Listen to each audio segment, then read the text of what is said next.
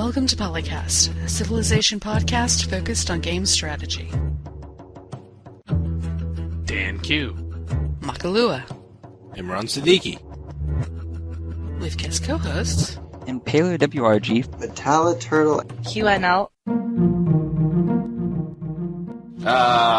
Anyway. Wait, aren't we talking about Civ at some point? Yeah, I think maybe we should get back to that. Episode 75. Our hosts today are Daniel Quick, I'm still here. Imran Sidiqui, Hello. Kenneth Ferland,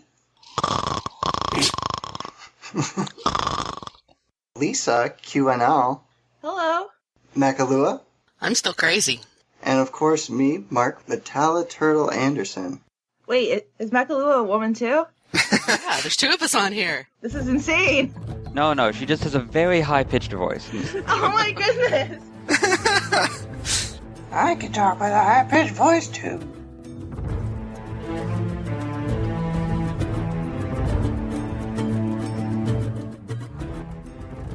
In the forum talk, whether we should never build barracks or never build walls, lost infrastructure while capturing a city, and do friendly spies counter enemy missions. In the research lab, we talked about all the fun that could be had with hidden nationality on units other than privateers. And in the Senate, we talked about what to do with plain cities, how to best promote catapults with City Raider or Barrage, the comparative advantages of banks and grocers, and how do you bump the AI from pleased to friendly.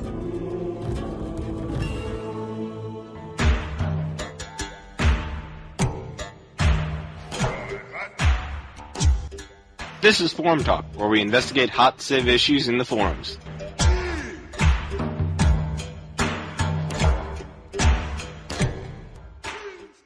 Yeah, never build barracks, never build walls. What kind of BS is that? I mean, come on. That's more like, oh, whoops, I forgot to build walls.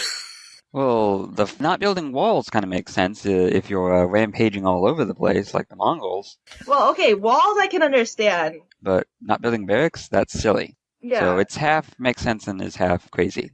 The Never Build Barracks thread just came up in July of this year, whereas the Never Build Walls thread was in February of last year. And if you compare the opening posts, they're very similar. Actually, almost word for word, with barracks being substituted for walls. I liked especially the line about when I stopped building them, be it barracks or walls, back in Civ 2, my games went much better. If that is true, this is not Civilization 2. Well, you could still be playing it. You never know.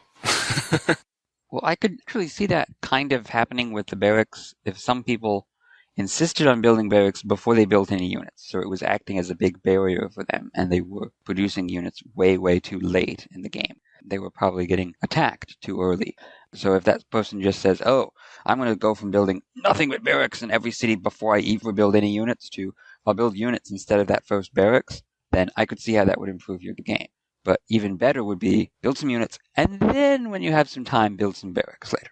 Yeah, that really begs the question, what's the ideal time to build barracks? Sometimes I'll build them first, and that was back when I was like a noble player. I don't know, I end up building them around like 1000 BC or so.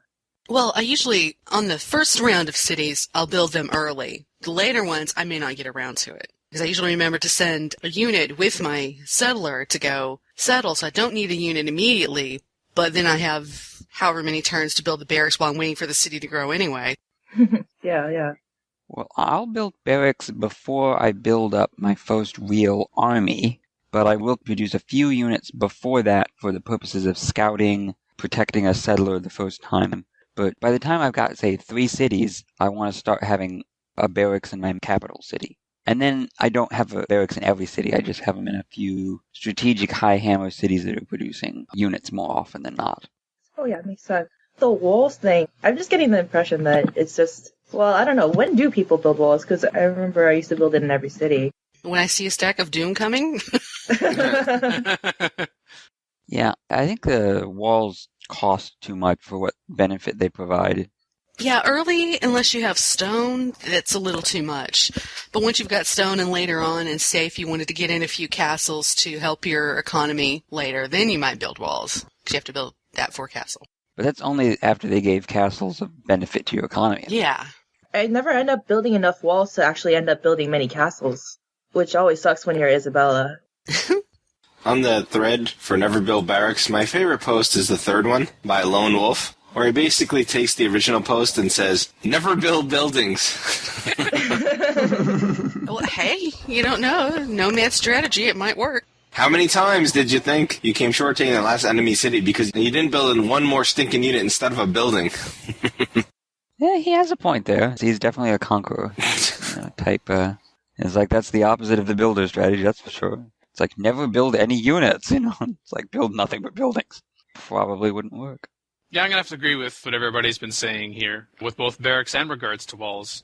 Walls on border cities, precarious border cities that might need some assistance, but as was said, before stone, or if you never have stone, getting it in that city can be problematic. It's always helpful if there happen to be some forests you can chop while building those walls. And that's if you A, think it's going to be a city that you could lose, but also B, you don't have enough units to be able to defend it from the onslaught, or at least hold them off before you have a chance to build even more units or move more units in. Or you know that the city is likely going to be a target and you're not going to be able to get your army from wherever they happen to be, or one of your armies from wherever they happen to be, in that city to defend it. And then, ironically, the city gets taken over by enemy culture. My walls are impregnable. Oh, wait, no, we join the other side now. Okay. But seriously, the thing that totally screws over walls is the way catapults work. Everyone's going to bring a stack of doom of catapults at your city anyway, and they're going to knock down all your wall bonus before they attack anyway. So it's like, okay, they're going to attack one turn later. That's all it does for you. Gives me one additional turn to get some reinforcements into the city or build something else in the city later. And I'm like, okay, it took me 3 turns to build the wall. So it's like, I could have spent those 3 turns to build the units now, rather than the 1 turn later to rush reinforcements in or try to build a unit desperately to defend the city. So, what's the point? When you're going to have a city like that and it's looking like it's going to be a particular target, if you don't have barracks in it already, if you happen to have some forests to chop and some workers in the area, you could chop those and then get the barracks, and then say if you're still on the slavery civic and the city's had a chance to grow, hopefully you've got catapults by that point. So then in that city that's going to be in siege, try to time it so that you're going to have the catapult there, the turn in between when the enemy civ moves their units in and then when they would be able to attack. So that way you can use the catapults to try to soften. You don't have to try to roll those in from another part of your empire, which could be a little bit on the slow side. Yeah, I can see that. Yeah, 9 times out of 10, I just end up building more units instead of walls. It just doesn't cross my mind to actually build a wall.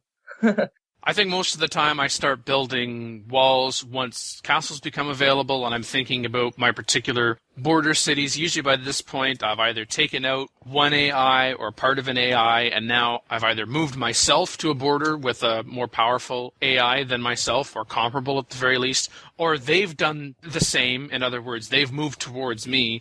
Now we've got kind of this tension. I'm looking at the diplomatic relations. I'm looking at, as we could see in a future post, about the likelihood that even if relations are good, that they could backstab me, and have it so that I've got a decent stack in there to be able to defend. And if I'm thinking, that would be helpful to have not only walls in there, but also castles in there. But yeah, most of the time, I would actually rather, do they have the barracks in that city? Good. Start getting some siege units in there, or some other kind of units that then right away probably be better, either on the defense or the offense, rather than building a wall.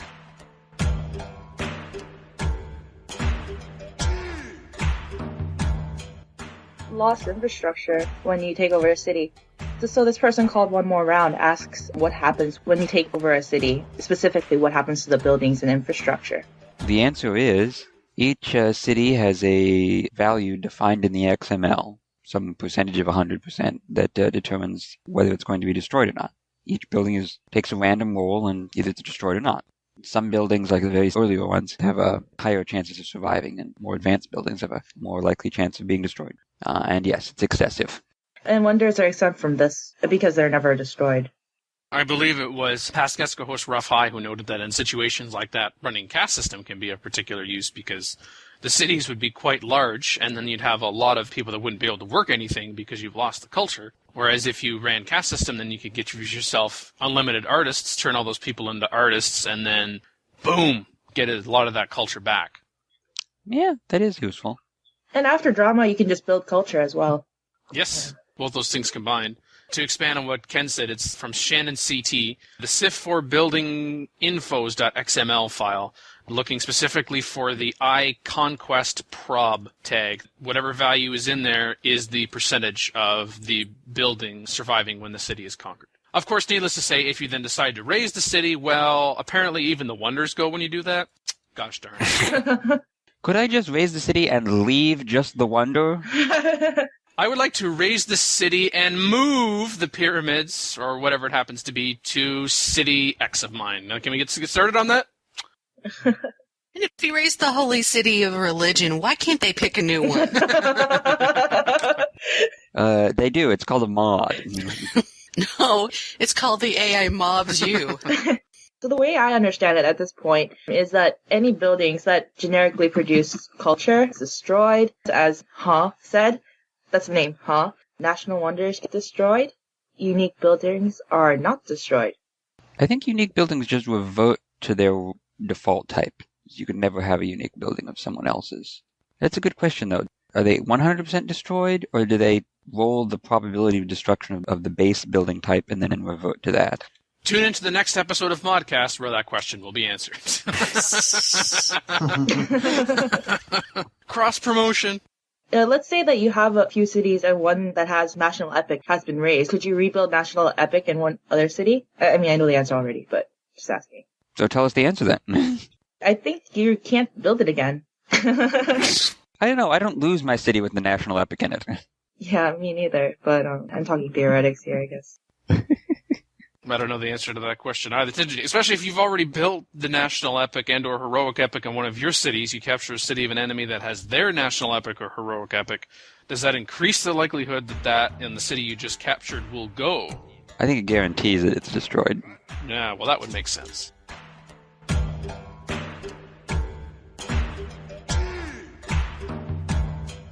Do friendly spies counter enemy missions?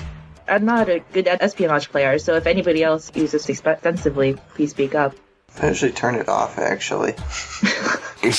I don't normally build spies. I do have espionage enabled. I'm mostly with the passive espionage. I think most of the espionage I use is the passive espionage for the demographics, particularly for the power graph, but also espionage if I happen to get a great spy, having it perform an espionage mission, the spy bomb, as it were. But if I'm having a particular problem with spies, and that's especially if, for instance, I'm getting notifications, oh, your plantation has been destroyed, consistently, mostly that, but also if I'm getting a lot of messages such as, ooh, a spy has been discovered lurking around wherever, and of course I'm paraphrasing what the line is, then I might build a few spies, not in all of my cities, but usually my newer cities, those that, for instance, don't even have a courthouse, for example, in it, that would have very little, if any, espionage capability in it to help to try to prevent that. Yes, if you have a spy of your own and it's in one of your cities, it is helping counter enemy spies. And as someone points out here, Clever Handle, one spy or a security bureau in the city is the best defense that you can get. They don't multiply. It is true that the security bureau will give you more espionage points. Obviously, a spy unit itself will give you the espionage points. But most of the time, I've stopped building security bureaus or even intelligence agencies. Maybe just in my games, the AI isn't doing the espionage game, so I don't feel the need to have them. But I find that just the espionage that I get from the palace and the courthouses, I find just having a few spies is quite sufficient for that. And when the AI does decide to pillage resources, it likes to go for plantations and pastures. I don't know why I wouldn't target one of my mines of one of my strategic resources. I usually just go in the cities, and I'm actually using spies to do espionage on someone. I usually just enter the cities and do counter-espionage or poison water. Actually, that's pretty much the only thing I do.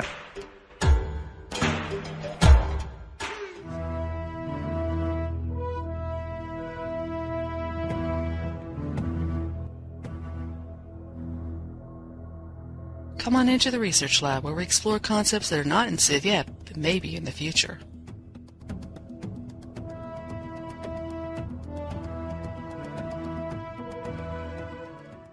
Hidden nationality units. Oh, this is an interesting topic thread. The Snug is talking about expanding the hidden nationality ability in Civ. I know I use this with privateer units, actually reading another person's thread where he had basically spammed privateers and used them to fund a war with hidden nationality raids on pretty much every AI port city. So I was kind of interested in this topic. Yeah, he says he wants more of those units in the game, basically. Yeah, I would love to see more of those units, but I think making them like a national unit is a little ridiculous. You see the berserkers showing up with hidden nationality. See, who are we going to look at? Yeah, I wonder who they came from. It's like, hey, Viking civilization, are those berserkers of hidden nationality yours? I'm like, no, they belong to the other... Yeah, something tells me if that happened in the game, like when Civ 4 was first released, there was a lot of, what color of Incans are you? In multiplayer games, it'll become, what color of Vikings are you? Yeah, if you wanted to do hidden nationality on something, you'd probably be better off doing it on one of the generic units, so you can't tell what Civ it's from. Or he wants everyone to have berserkers. That's the only other thing I can imagine. But Ooh, I like that option. he said he might want to have some kind of cavalry that he can go around raiding and pillaging stuff, kind of like a land privateer. Some kind of unit like that would be fun for him. Yeah, that does sound kind of fun. Mm-hmm. It could be like a super spy. Good point. Maybe there should be a hidden nationality explorer unit. Like, well, you know how you had scouts? No, that's a good idea. And then it goes to explorers. And what if there was another one after that that was hidden nationality? It could be, I don't know, like Discoverer. tourist or something, you know? Well, now it can't move as fast and has a chance of getting caught, but we do have spy units that can do that. Yeah, but they're a little bit different. I'm talking like an explorer that people would see. They just say, oh, I don't know whose nationality is. Yeah. Who's exploring me? Since explorers can already go into enemy territory. So it's like, it doesn't necessarily belong to the person whose territory it came out of. Maybe it was just going through there, you know? Yeah, I like that idea. It could even, some civs be a unique unit, only you'd have to compensate for it by having a really cool UV, so. Well, you couldn't really have it as a unique unit, because then everyone would know who it is from. That would defeat the purpose. Okay, never mind. Yeah, berserker problem again. Never mind, Unless it just showed up as like a barbarian warrior to the player. Could be your unique unit, but other players just see a barbarian warrior. Oh. But then they'd attack it. Then it would be dead in a turn. Well, what about other players would see an explorer? Yeah, they would be underestimating. Oh. All right, this is getting a little too crazy. As long as the unit wasn't overpowered in terms of defense or offense for the particular area that it appears in, like privateers. Mm-hmm. Yeah. It all needs to be balanced tech-wise. And as the mean team said, they should not be able to capture cities. Yeah. That probably would be bad. Oh, that'd be a little ridiculous. I got a city in the middle of your place. Well, how about they capture a city, but then it doesn't become your city? It just becomes like a neutral city. Oh, I know. City is automatically burned. Becomes a hidden nationality city. Okay. It becomes a neutral city. I like the mean team said, or captured cities would have to become barbarian. Oh. Yeah, that works. Yeah. That's interesting. Yeah, either automatically burn or barbarian, or it becomes the neutral civilization, you know? So it would become Switzerland? If Switzerland had privateers and ninjas. What are you saying, they don't?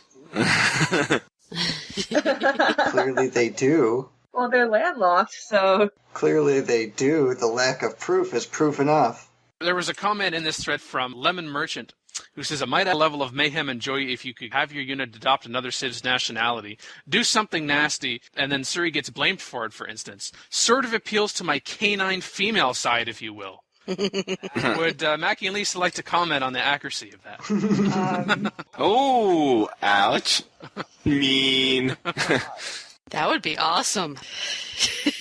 What Lemon Merchant is describing seems more scavenger and vulture-ish, whereas if I were to show my canine female side, I would probably just build 3 stacks of Doom and attack somebody. That seems more canine to me. Indeed. Makahlua, how about you? I just like attacking things, yeah. Mm-hmm. Yeah. Yay. If I could do it with sneaky nationality spy things, that would be a lot more satisfying, though. I'm just going to start you two into a war. Grey Wolf refers to the Fall from Heaven mod, where Dark Elves World Spell turns all of their units into hidden nationality, but I have a hard time envisioning hidden nationality for a regular Civ game. Well, we do already have privateers, so this would just be an extension of that. Yeah, but whenever you're playing a multiplayer game, it's pretty easy to tell where the privateers are coming from. It's only when you're doing single player that it becomes a huge mystery where the AI goes, where did these privateers come from? There's only one other person on my continent, but I have no idea. You know? The AI can't understand things? I'm shocked. Well, privateers can come across the ocean. Yes. So if you're being attacked by privateers, it could be someone from the other continent who's just like, I think I'll go and screw with these people. Likely, no. But it's all about plausible deniability. Yeah, or you can frame someone on your continent, send it across, you're like, oh, there's two people on the continent. Let me just cause trouble. Mm-hmm. Indeed. So then the other guy's like, wait a minute, everyone in the other continent is still in the Middle Ages. And it's kind of like with privateers, it can force some people to have some kind of navy, or at least a navy that can fend privateers off. They don't have one already if they find that they're being invaded by those. And if you had a land-based hidden nationality unit that could go in and start pillaging, it could be an impetus to say in your back cities, farther away from the potential front, where you often have just enough units in there for happiness cap consideration, to have more of those units in there, rather than just having so many of your units concentrated on particular fronts. It's an interesting idea. Yes. And this is something people can do with mods. You can just create the units. You don't have to really do anything other than that. You could try these out, is what I'm saying. You only have to use XML. It's easy to do. This is a piece of cake. They could change the game a lot.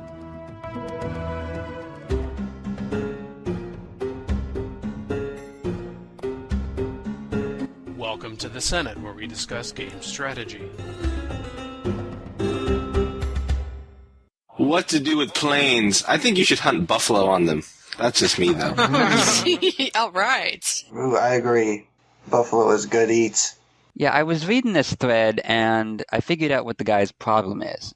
He says, sometimes he farms the plains, but if he has a food resource, he builds cottages on them. And it's like, no. If you got food resources, and you got mostly plains, though, you gotta farm the food resources so that you can grow. He's doing it backwards, you're saying. Yes. Yeah. Don't cottage a food resource. Yeah, I remember one person saying that a farm on a brown square is just a waste, but I don't know, I do that all the time. It's not the greatest tile ever, but it still works. Yeah, that can work. Yeah, and when you play on tectonics, you get so many plain squares, you're going to have to farm some, just to keep up with your food. Which the poster Bass acknowledged, which basically says, I really only play on tectonics these days. I get these quite a lot. But I hate these tiles, so... But yeah, you do have to farm some of them in situations like that. Hopefully you're settling a city that even though it's mostly plains, there actually is some sort of food resource there. Yeah. And so then to help it grow a little bit more, you could farm them. And then a little bit later on, could change those farms if you were able to get some food for means otherwise. I mean, really later on, like if you manage to get sushi or something like that, but that's a really extreme situation. Yeah. Other than situations like that, though, I'm surrounded by plains, that's what I'll do. But if plains are just kind of here, there, and everywhere, workshops. Yeah, around mid-game I usually switch to workshops from either farms or even cottages that can grow. I do agree with those in the thread that if plains is adjacent to a river, in which case it already has a goal, depending upon what else is in the city, it could easily go cottage or workshop. What about watermill? Oh, those? People are iffy on those a lot, I think. Not everyone builds those. Yeah, and their later game availability. I mean, if you were starting in a more modern age where you would have access to those more quickly, I might build more of those. Right. Watermills or even windmills, that was also suggested in here with regards to hills plain. Now, those are nice for production. Yes. They are nice. Mine those right away. Yeah, pop a mine on those. And as someone also said, you could also use plains if necessary for chain irrigation at some point if you wanted to get irrigation to an adjacent city because it had access. The city that's got all this brown, all these plains, actually has access to a lake right there, whereas a city over there that's got some better terrain, you'd like to have some irrigation over there, and you don't want to wait until biology spread farm without irrigation. Before that, you could use farms to chain irrigate, get the irrigation over there. Right. And then erase those farms that you really didn't want anyway and change them to what you do want. Now, the important thing, though, is to, whenever you're planting a lot of cities, try to not get all of one type of terrain in the city. The variety is definitely the spice of life. Oh, yes. Because a city that's all grassland or all one thing is really at a handicap because you can't shift your production. You can't, say, emphasize food first, then hammers, or hammers and then food, and adapt. Because ability to move from you guys from one type of product to another, say, hey, I want to grow the city now, or I want to build units now, it gives you that flexibility. That flexibility is important. If the brown tile has a forest in it, I'll usually keep the forest. I'm not sure if they're talking about if they have a forest, but usually it's just not worth making it into a plains tile. So unless I really need the hammers, I'll just keep the forest in there. And then maybe add a lumber mill later. I really like lumber mills too. Especially with railroad. You can work those plains tiles with forest on them, and you will get some additional hammers from that. Most of the time, if I've got that many plains tiles, I'm worried about production capability because the city's not going to be able to grow very well in order to be able to get access to perhaps those tiles that I then have workshops on. So I don't often have workshops except in tundra, if I got any cities with tundra and forests on them. But yeah, that's another way to go about it if you have patience rather than turning them into a plain brown tile. Oh, you're actually putting cities in tundra? Because I avoid that like the plague. I mean, only to get the particular resources in the tundra is really the only reasons to build up there. Yeah, that's why I said if. That's very situational. Ah, okay. And it's usually end up being, I snagged one or two tundra terrain because it happens to be, north, south, and the rest of the terrain was nice. Yeah. But yeah, if there's this huge swath and it's just all plains and there's no food, what to do with plains? Just smile and nod? Catapult, City Raider, or Barrage? This thread from Gory. Up until now, I've always gone with half of them Barrage 1 and 2 and half of them Barrage 1 in accuracy. But this last game, I went City Raider 1 and 2 on almost all of them. Seemed like more of them survived. Am I just finally figuring out the obvious? Yes and no. If you're going on the offensive, and even I've only found this out recently, a bit to my own embarrassment, City Raider is much better. Yeah. Yeah, but if you're using them to knock down the culture or the percentage in a really highly defended city, then you want the barrage and accuracy. I'm afraid I'm going to have to disagree. Yeah. Up until recently, I would have agreed with you. But I have found that if you're going on the attack on the city, even take just a couple of catapults, have one that's on the barrage path and have another that's on the city attack path, compare the combat odds before using each one of those catapults. I have seen that, for instance, even with the accuracy we're getting plus 8%, that by using City Raider, you will hit many of the units and you will weaken them. They're sufficiently weak that the then cultural added percentage, since it's a percentage, of course, it's then a percentage of their weakened power. Let's say it's not promoted with accuracy. Let's just talk about you just got one promotion for your catapults, Barrage 1 or City Raider 1. If I use that Barrage, I can go up a couple of percentage points, I find. Whereas if I use the City Attack one, I could go up 15 to 20% odds right away. And I'm talking Ancient Era, I'm talking specifically where I've seen this horse archer units going up against cities that did not have spearmen in it. But still, on the offensive, City Raider, you can just try it for yourself. I think you'll be happier with the results than with Barrage. It is true that your City Raider catapults are more likely to die, lessen the chance of being able to use them again, but as long as you have sufficient numbers and you're being specific about what cities you're using the City Raider for, the really nasty ones with the big stacks in it, it's worth it. Occasionally I do go for barrage and then accuracy if I'm bombarding a city and I just want to go faster. That's what I used to do constantly. I actually went barrage so I could get to accuracy. Yeah. Yeah, me too. That is pretty important because you do a lot of just knocking down the defense bonus. That's 90% of what you're doing with the catapults anyway, so why not make that go faster? For me still now, what I've seen what City Raider can do, I would still go the barrage and then accuracy route if I could, if there's the considerable tech disparity there. Which, yeah, I just want to knock down the cultural defense, because if those are down, then I know my units are going to be able to, more than sufficiently powered to be able to take on the units themselves. I just got to get rid of that bloody cultural defense that's being a bug up the butt. I guess it's more of a tactical thing. If you intend to attack with the catapults after you've done the bombarding, so as to get that additional weakening of the troops, because you need that in order to capture the city, then you go with the attack. Whereas if you're just going to say, hey, I got enough units in the back here that they're going to stomp the city after the catapults have done their job, and their job is only to barrage the city down, get the walls down, and then all the units will attack, then the city radio is useless. So it kind of depends on what your tactical situation is, which depends on how many catapults you've been able to produce, how tough of a city this is to attack, etc. Yes, how many units you've got, what's the disparity between your technology and their technology in the units? Yeah. Yeah. Whether you can afford to lose the catapult. Yeah, I guess I was tending to think of siege units in terms of later on because I usually have trebuchets. Do like early medieval stacks. So I have the trebuchets to bring the city down, and I have the catapults for sacrificing to get the percentage down so that the units can hit harder. Ah, okay. Yeah, so City Rager, unless I'm trying to like guard a city and maybe there's a stack of doom coming, maybe I'll do Barrage. But other than that, City Raider. Something we talked about last season, and it actually got me thinking about how the way I play, which was holding off on promotions in particular situations, and I do that a lot with catapults. If I'm thinking I'm going to be going on the offensive, then right before I'm about to declare war, as I'm declaring war, whatever, then I go to the City Raider. But if I find myself suddenly on the defensive, then I'm going Barrage, and that saved me in a recent game, as a matter of fact. Barrage is excellent inside a city. Obviously, you want to use them as soon as the stack comes in, since they don't receive defensive bonuses. But, man, they can really, with the Barrage, even just with Barrage 1, can really soften up the stack of Doom on your borders. So it's not so stack of Doomy anymore. It goes from a stack of Doom on the part of the person attacking you to a stack of Dope. Now, there are other available promotions for catapults, but I think those are the two that you really want to focus on. There can always be situations where other ones come into play, but offense, City Raider. Defense, Barrage. Most of the time. Drill when? Like when you're facing a bunch of archers, or? Yeah.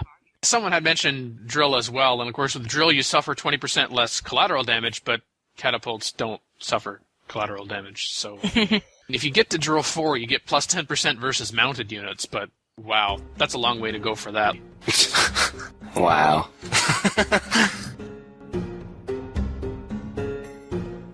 Banks and groceries from Flux. The big question here is, do you actually build these, and how many of these do you build? Lately, I always get annoyed by these buildings. Quote-unquote, then discusses playing on epic speed, running caste system, or emancipation civics. And then later, quote, is it really worth it, unquote. Banks, yes. Yes, with respect to banks. Groceries, not so much. Really? I build groceries all the time. Is it just that you don't need the health bonus most of the time? Because I usually do at that point. Yeah, it's good for the health bonus. I guess I'm looking at it more in terms of its commerce bonus, and that's when I could have a bank, I'd rather have the bank. Oh, I see. And I play England a lot, so I have stock exchanges. Yeah. Oh, yes, the plus 65% instead of 50, yes. Yes. For the cost of a bank gives more commerce bonus per hammer input than your grocers do. And the grocer's health bonus is dependent upon you having those resources. So if you got all the resources for the grocer, it's a little more attractive. And it's almost always good to put a grocer in a city that's got a high commerce. You're a very big gold city. Whereas your banks can be put in a lot more places and still be profitable. Though, of course, your big high commerce city has got a bank too. With banks, of course, you need X number of those, depending upon your map type, if I recall correctly, being the X number, in order to be able to build Wall Street for plus 100% gold, which obviously you want to do in your best commerce city. Yeah. And then with grocers, they're required to build supermarket. Not that I usually get to that point in the game when I could build supermarkets, but with supermarkets, plus 1 food. So if you're thinking, oh man, if only the city had a little more food and it could work those, say, production tiles, well, help with the health, which could also increase your food income, and then to be able to get to supermarket as well. But, yeah, banks in your commerce cities, for certain, and then grocers more situation dependent. I look at grocers for the health more than the gold income. Same here. Now, it is true that with both banks and grocers, they allow you to turn citizens into merchants. 3 for banks, 2 citizens for grocers, which is not that far behind, which is another consideration. But I would definitely build a bank first if I was thinking I want to turn more of my citizens into merchants, plus having the bang for the buck. The other consideration is that I usually get guilds before I get banking, because I usually want a knight or get to gunpowder pretty quickly. So that's another reason why I usually build grocers rather than banks. Or build grocers more often than I do banks. Yes, they can come earlier.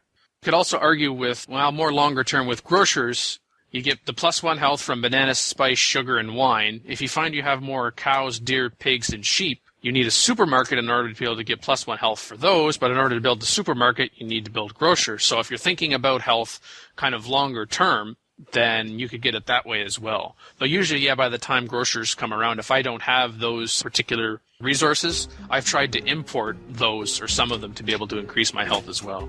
Yeah. How do you bump AI from pleased to friendly? In single player, go into the world builder and... No, just kidding. Offer them flowers. I'd say if the AI is not going pleased with you, I would ask them first nicely, and if they don't comply, just declare war on them. That's the solution. You agree, Maki, right? It's well, if they're going to be rude to me and not be pleased, then I'll just declare war on them. Well, since you hate me anyway, here's a reason to hate me more. I hate you, I love you, I hate you, I love you. Don't you love me? Don't you love me? No, then I hate you. I hate you. I'm Isabella. I hate everyone. Usually I go for the +4 from, quote, fair trade, unquote, when you give them a tech for 100 gold or something, and they'll say our trade relations. If the AP comes up, sometimes I'll just vote for somebody just to get the you voted for us edition. Resources too, I guess, because you get some sort of bonus for trading with them in the first place, but you also get a bonus that goes we appreciate the years that you've supplied us with resources. Not sure at which point you get that. That's a pretty small +1 though, I think. Isn't it? It's not a big, oh, we love you, we love you, we love you, It's a little something. Definitely the best one is to be the same religion as the the AI is. Is there a corresponding thing that when you actually cut them off of a resource that they've been having for a long time, they're like, we hate you for backstabbing and taking and denying us our strategic resources? No, they don't. They seem to not notice. And of course, favorite civic and open borders. Open borders not as big. It's +2, right? Yes. Yeah. Anytime that you could share a common war, there's nothing like having an AI perhaps that's close to you and comparable in power to you, decides to go to war with somebody else who's not just lesser, preferably lesser, but on the other side of the continent or other side of the world can't get to you, and says, join us in this war. Okay. Yeah, I join that. I got your back, man. Or even giving help. It depends in those situations. Usually giving help requires giving them a technology, and if they're demanding technology, I'll almost always say no. I actually almost always say yes, because any more diplomacy points you can get, the better for me. Unless they're asking for something, gunpowder or something, yeah, usually I'll cave. Yeah, the military tech, ooh, yeah. Never trade military tech. So I think that's what you can do yourself. Random events, of course, can be good and bad. The good opportunity if you sometimes have sufficient gold in them. Now, some of those events, there's nothing you can do, like your diplomat causing a faux pas. There's just nothing you can do about that. It just is.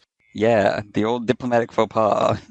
But I think the best random event for helping people out is citizens in so-and-so place are starving. Oh, yeah. Got the gold, send them to your food stores. Yeah. There was a post in here. It was from Blake. I don't know where they quoted it from earlier, and it's not up to date in terms of Beyond the Sword. It's the bastard chart, which gives them a bastard rating. The higher the total, the more likely they'll cause trouble and backstabbing you. Is Shaka #1? No, Ragnar is.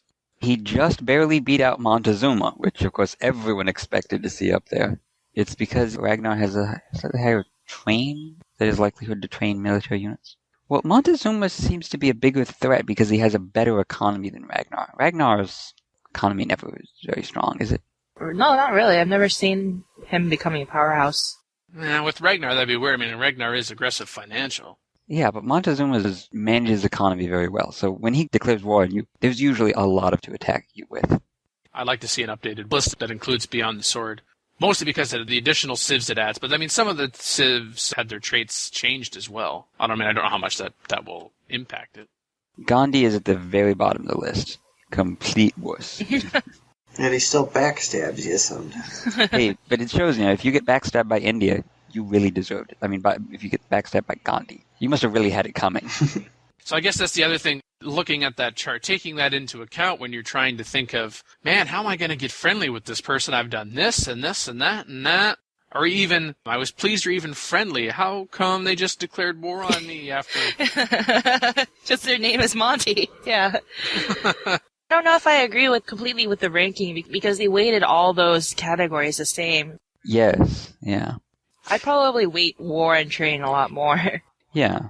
So war pleased is their probability of declaring war on you when they are pleased, and it varies from 0 to 20%. Say Gandhi has a 0% chance, some other guys got 10%, and actually quite a number are at 20% like Montezuma. But he also has a 75% backstab rating, which combining the two of those is pretty unique. Not very many other people have that as well. In fact, only Catherine. But Montezuma has 100% war attitude versus only 50% for Catherine. That makes sense. How do they define backstab in this case? Probability of shamelessly dogpiling. Ah. That's a technical term. Yeah, okay.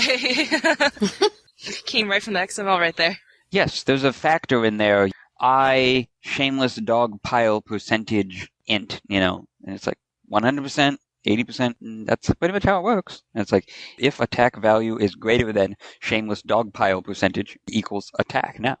I guess they make a difference between a dogpile war and a just plain war. So dogpile war is just pure opportunisticness on the AI's part versus one driven by its feelings towards you.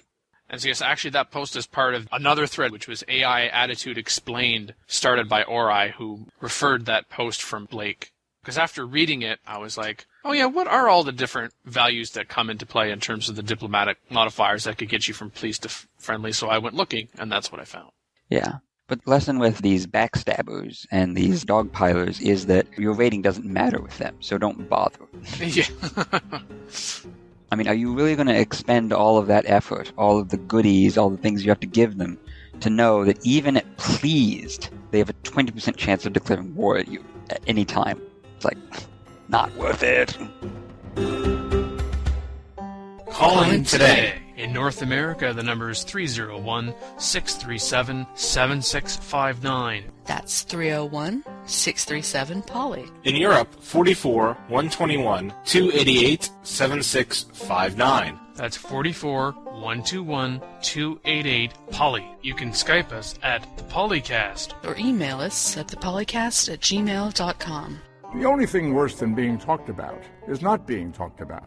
For more information on PolyCast, our sibling shows Modcast and Revcast, or about PolyCast in general, log on to the series' official website at thepolycast.net.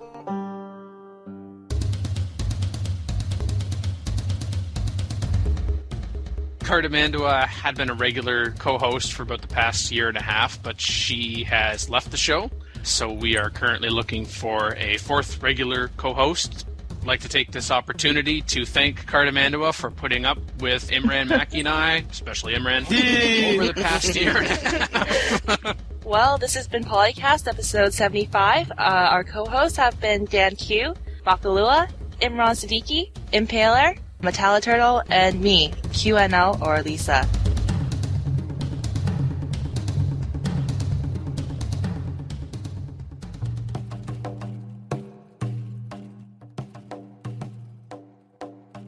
And we also have Lisa, QNL. Oh my god. I don't want to do that. we're keeping it. No, please, I beg you. That was awesome. And I'd like to thank you for a funny blooper. Let's try that again. Say that's good again, Dan. He's all, yeah, that was good.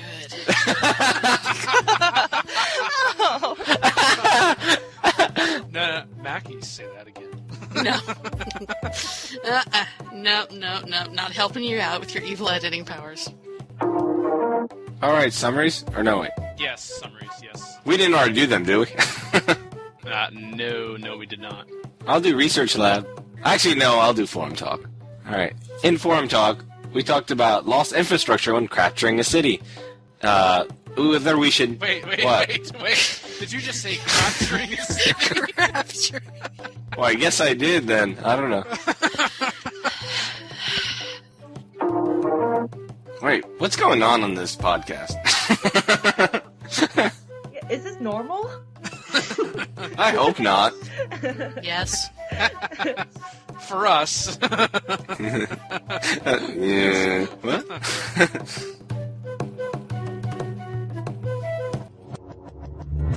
Record date? August 8th, 2009. Civilization 4, Warlords and Beyond the Sword sound clips, copyright Take-Two Interactive. Copyright 2009, Civilized Communication at civcom.net.